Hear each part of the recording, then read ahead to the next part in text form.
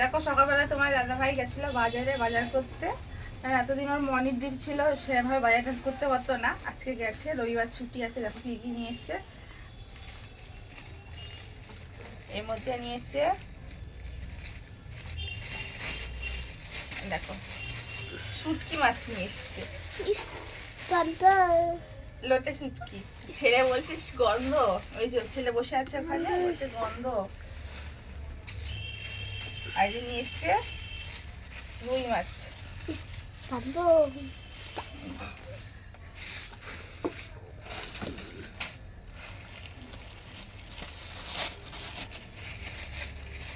আর এর মধ্যে এই যে শুটকি মাছ, চিংড়ি মাছ, শুটকি।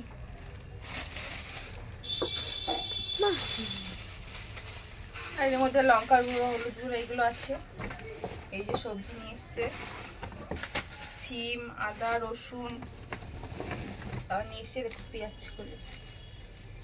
চলো চলো চলো, এগুলো গুছিয়ে আমি রান্না করে নিই, পরে কথা বলছি।